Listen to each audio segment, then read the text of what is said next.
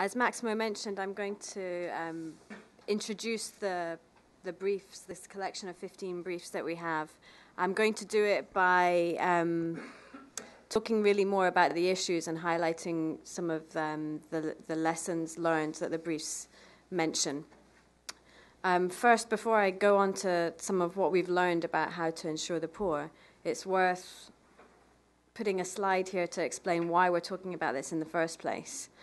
And this slide, the main point of this slide is that there is a real need for insurance amongst the rural poor, and there is a real willingness to pay, or poor people currently are paying a lot to try and insure themselves with the tools they currently have. So uninsured shocks such as drought or disease result in income loss for poor households. They result in consumption cutbacks, and they result in sales of productive assets. And these have both immediate consequences on the welfare of rural households, but they also have long-lasting effects. And not only does uninsured risk affect the welfare of the poor when it occurs, also the potential of shocks have significant welfare costs. Households take action to limit their exposure to risk, and as a result of taking this action, they reduce their growth in the long run. So, for example, a farmer may choose not to invest in fertilizer in the current season because the return to investing in it is too risky. Or a household may choose to diverse its portfolio of crops rather than specializing in one crop. And as a result of taking this behavior, these households are incurring substantial costs to manage their risk. So the question is, well, what do we do about this? And we can think of there being two broad approaches. One is, well, we need to undertake investments to reduce the risk that poor households face, and this would be investing in low-cost irrigation, drought-resistant seeds, improved sanitation, and so on. But there will always be some risk that remains, and this is really the focus of this series of briefs, which is how can we manage this risk? And there's three tools to manage risks that the briefs bring together. There's insurance markets, which is a focus of a number of the briefs. There's also social protection instruments and credit and savings. So social protection takes the form of many different government programs that are aimed at improving the assets and investments of poor households. By improving the asset holdings of poor households, they improve a household's ability to withstand shocks. But also, sometimes by making transfers to households when shocks actually occur, they can provide insurance to households in this way also. But for this to be the case, for this to really insure poor households, it's important that social protection is well targeted to the households that need it, and that it's reliably distributed in a timely manner when these shocks occur. And this is something that John Hoddinott, in one of the briefs in the series, speaks about.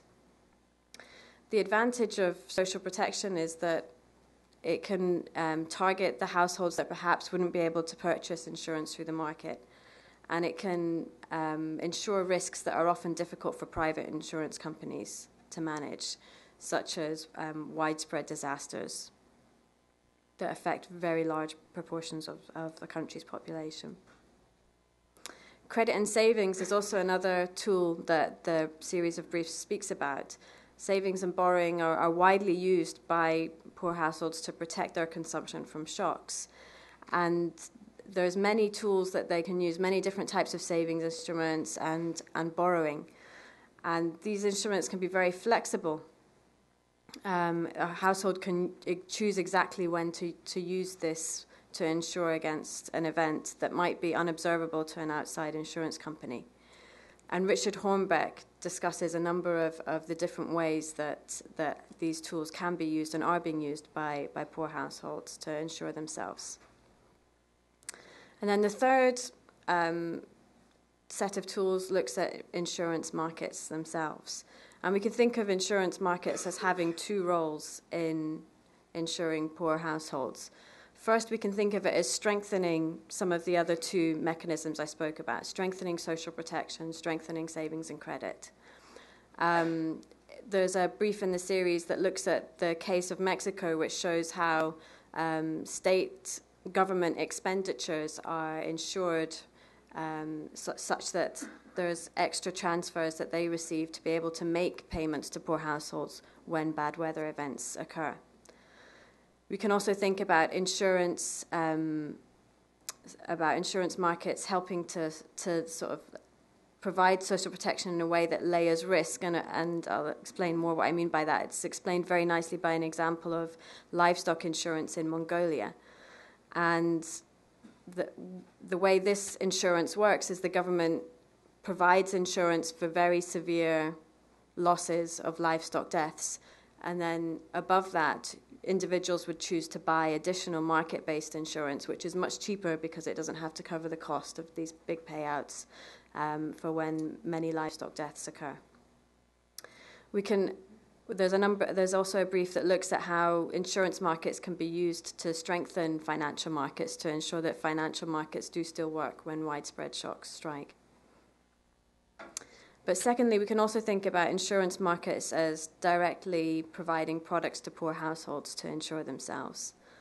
There's three briefs in the series that look at health insurance and have shown how there's technological innovations for cashless care has really improved the performance of health insurance, particularly in India, and that's a brief by Richard Leftley from MicroInsure. There's also a couple of briefs that look at institutional innovations to improve health insurance. Johannes Jutting describes community-based healthcare in Senegal, and in Cambodia, David Levine describes how it could be that providing health insurance to groups would be more effective than the type of insurance currently offered. A large number of the briefs focus on agricultural-related risks, focusing particularly on weather risk and the risk of livestock disease. And the big innovation in this area is really index-based agricultural insurance. And a number of the briefs, a brief by Michael Carter, a brief by Ulrich Hess and Peter Hazel, and some other briefs look at this. Index-based agricultural insurance has been a real innovation. It allows risks that were previously uninsurable to be insured. And what it does is instead of having the insurance company have to visit a household to assess the loss of a given household, insurance payouts instead can be tied to an independently observable index. And this greatly reduces the costs of providing insurance, which is very important when you're thinking about very small farmers. However, although the briefs documented that this was an important innovation and that there had been a lot of lessons learned on how to provide such insurance, it was quite clear that also, as it's currently designed, it perhaps doesn't yet fit the needs of poor households. There are still problems of high basis risk in many of the index products sold. It's still really quite expensive. In some cases, it's difficult for the farmers to understand, and perhaps it's not flexible enough in terms of the timing of the payments or the types of risks it's insuring. So I think there's a story that while we've learned a lot in terms of how to insure the poor, and there's been many innovations, there's still a need to continue to innovate, and particular further work to develop insurance products that really fit the needs of poor people. And there's a lot of work going on in this area, and I'll just mention one piece of work that we're doing here with my colleague Miguel Robles,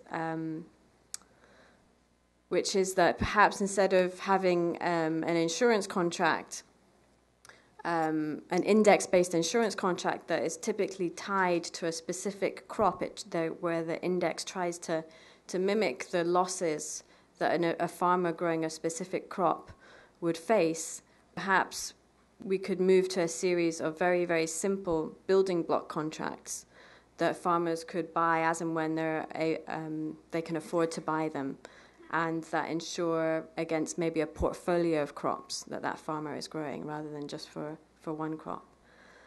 Each contract is a very, very simple contract. It's as simple as you can think of. It pays out a fixed amount. If the event on it comes true, pays out nothing if it doesn't. There's a lot of work to do to find out whether this does actually fit the needs of poor households, but this is work that we're doing, and we will hope to have some results, more results in the next few years. But even if we do innovate in the products that we design for poor households, it's still very likely that we're not going to end up with a perfect insurance product. And I think we need to think about how, another lesson that came out from the briefs, that we need to think about how public investment can help in terms of solving some of the problems that these products are probably still likely to have. How can we really do investment to reduce basis risk that is such a problem in these index products? Does this mean investing in weather stations? Does it mean we need to think of another way to measure weather risks, such as soil moisture assessments? It means investing in institutions and research that really properly assess the cost of basis risk. It's a big question. We don't really know what the cost of basis risk is still. Perhaps we need to think about there being some public insurance institutions that deal specifically with basis risk. So if a farmer buys an index product and they experience a loss but the product doesn't pay out, could there be a public body that farmer could go to? It's also very clear from a number of these stories that financial literacy really is a constraint when it comes to farmers really understanding whether the product they're buying is good for them or not. And how can we design public investments in the right sort of financial literacy for farmers? We can also think about how to link better index or insurance products with other tools to manage risk. So think back to the interlocking circles that I showed at the beginning of the presentation. How can we link index products to group insurance schemes, to the informal savings and borrowing that is already going on with poor households? And this is something that Stefan Durkon mentions in one of the briefs in the booklet. How can we link insurance purchases to savings schemes or to existing social protection schemes? There's been some very interesting work done by Oxfam in northern Ethiopia, where farmers have participated in a public works program that has then allowed them to use their days of labor to buy insurance. Is that a way forward, perhaps? And on that vein, I think there's still probably a lot of unexplored potential for how to use insurance to support the functioning of social protection. So how can index-based products be used more to ensure government's payouts in times of crisis? And how do we get better at ensuring that government payouts are provided in a timely manner and with certainty, so that households really know they're going to be insured? And finally, what role is there for subsidizing insurance? Insurance in sub-Saharan Africa and South Asia and is really currently the pilot that's going on. It's largely unsubsidized, but yet most agricultural insurance markets in the Western world rely quite heavily on public subsidies. You could think there's a rationale for that, both sort of on an ethical and moral imperative, in that it's the poorest households that are probably least likely to be able to insure themselves. You could also think of there as being an efficiency argument to providing insurance, and that helps farmers undertake growth in the strategies that will help them grow in the long run. But how can we make sure that we subsidize in a smart way?